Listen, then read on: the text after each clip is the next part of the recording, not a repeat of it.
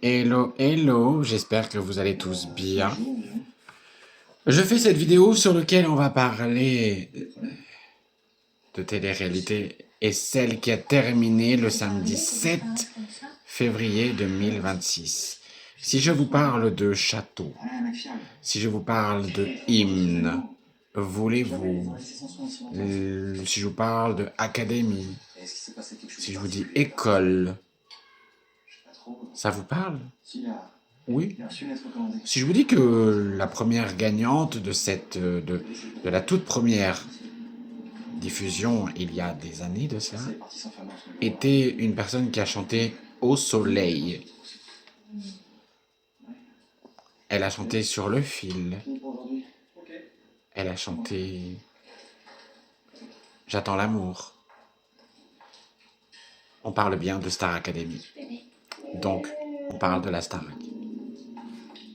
Qu'est-ce que c'est que la Star Academy? Je vous le rappelle, ce sont simplement des personnes qui souhaitent et rêvent, enfin, rêvent.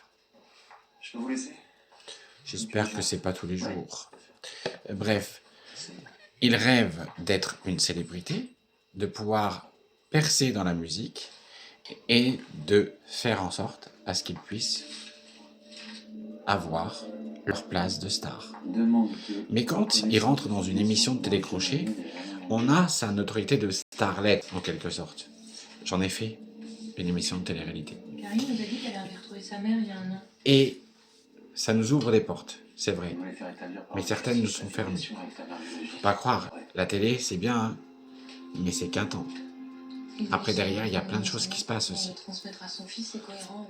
Donc, la Star Academy, ce sont des élèves qui viennent pour apprendre le métier de chanteur, le métier de star, et de pouvoir réussir. Et on leur fait faire des épreuves qui sont très compliquées. Leur courage qu'ils ont, le fait de ne pas dormir beaucoup, de ne pas avoir beaucoup de sommeil, de ne pas pouvoir être... voilà, c'est très difficile. À l'heure actuelle, c'est un travail. Parce que oui, quand ils sont là-bas, ils travaillent, que vous vouliez ou non. La Star Academy, on rêve tous d'y aller. Moi aussi, j'aimerais bien y aller une fois. Mais est-ce qu'ils prendront des personnes qui ont 40 ans? Non. J'ai postulé, hein, et je vais repostuler encore une fois, bien évidemment, puisque je chante aussi de mon côté.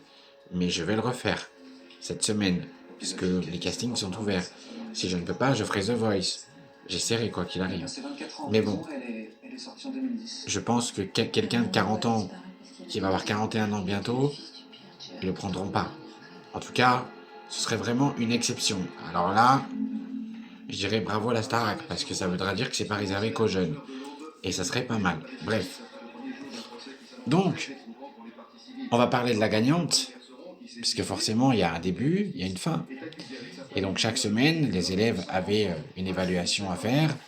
Et les évals, eh bien, ça avait un thème. Ou alors, voilà, c'était, bref, imposé par la production. Par le directeur qui était Michael Goldman, qui est tout simplement le fils de Jean-Jacques Goldman, au cas où vous ne le saviez pas. Mais bon, il n'y a pas besoin de faire, il n'y a pas photo, il se ressemble comme deux gouttes d'eau, on sait de qui il vient, hein. Voilà. Donc, bref, ils avaient des épreuves à faire, et au fur et à mesure, il y avait élimination. Et à la fin, il n'en restait que deux, c'est-à-dire deux finalistes. Et cette année, il y a eu qui? Il y a eu Léa, qui chantait superbement bien. Franchement, moi, je l'aimais beaucoup. Et il y avait Ambre, qui, elle aussi, chantait très très bien. Ambre avait une particularité, c'est qu'elle connaissait très bien la fille de l'ancienne directrice de la Star Academy numéro 2 ou 3, je crois, qui était tout simplement Alexia Laroche-Joubert, et elle était tout simplement amie avec sa fille, puisqu'ils se connaissaient, puisqu'ils ont étudié ensemble à l'école. C'est ce qu'elle disait une fois sur un prime, et d'ailleurs ils ont un peu fourchu cette erreur. Et donc c'est Ambre qui a gagné la Star Academy. Mais en vérité, voilà, est-ce qu'elle a gagné la Star Academy parce qu'elle avait une amie qui était tout simplement la fille de la directrice de la Starac? On ne sait pas. En tout cas, sachez une chose, c'est que les votes que vous faites sont payants, ils ne sont pas gratuits. Moi, j'ai voté pour mon candidat préféré. À l'époque, c'était TOP, que j'adorais parce que TOP, qui était dans cette saison-là, était quelqu'un qui chantait super bien, le fait qu'il était kinésithérapeute. Moi, quand ça touche le métier de la santé, c'est quelque chose qui me plaît. L'année dernière, je voulais que ce soit Marine qui gagne. J'ai regardé jusqu'à la fin parce que je voulais que ce soit Marine. TOP serait allé jusqu'à la fin, j'aurais regardé jusqu'à la fin. Mais quand c'est arrivé au moment où il est parti, j'ai commencé à moins bien regarder. Parce que moi, comme je le dis, j'aime bien quand ça touche la santé.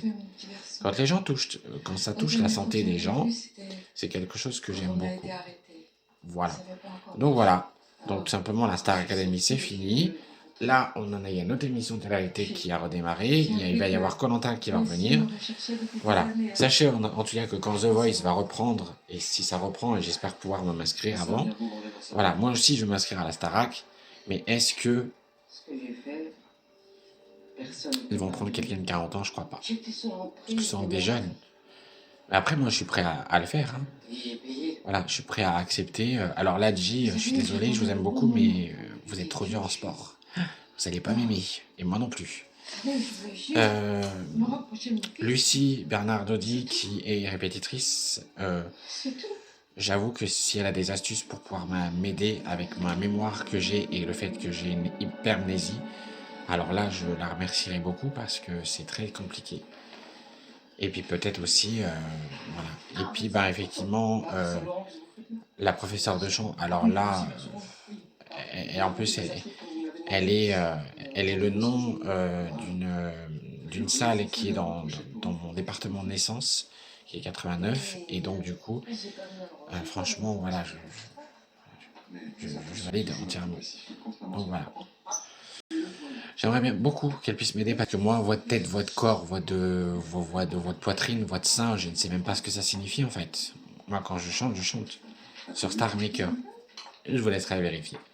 Sur ce, je vous souhaite une excellente journée. En tout cas, la Star Academy, c'est fini. Bientôt, une nouvelle saison va redémarrer, donc on a hâte. Je pense que ça va démarrer pendant la même période, c'est-à-dire qu'il va y avoir la période de Noël, à moins qu'il démarre cette fois-ci autrement et koh va reprendre.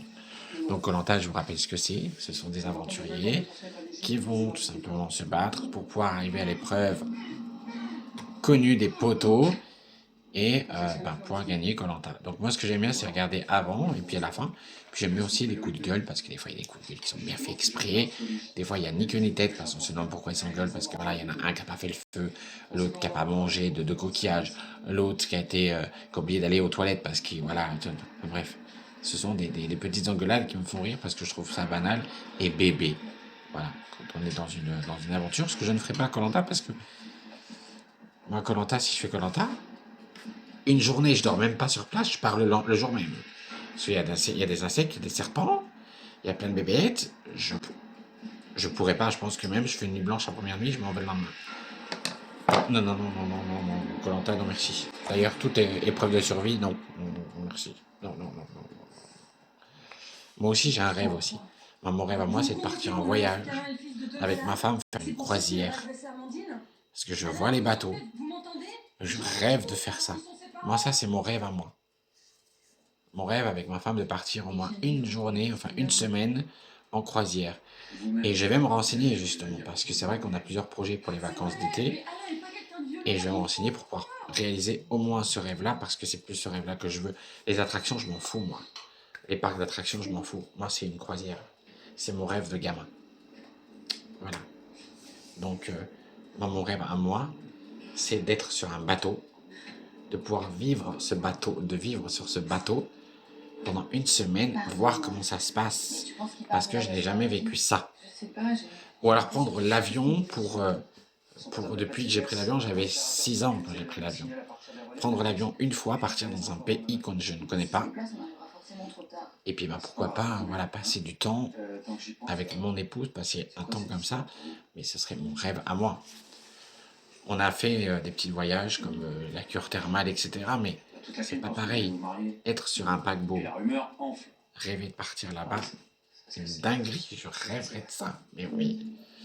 Si je prends l'avion, pour aller jusque là-bas, se renseigner de ça, bon, moi je dis pas non, voilà. Donc voilà, pour moi mon rêve c'est ça. Après, j'ai des petits rêves de base, comme avoir une voiture sans permis, des choses comme ça, mais voilà. Être une star, je m'en fous. Voilà. Pourquoi pas? Parce qu'effectivement, en étant célébrité, ça permet de s'acheter justement certaines choses qu'on n'a pas l'occasion de faire. Voilà, mon avis à moi. Allez, à bientôt pour une prochaine vidéo.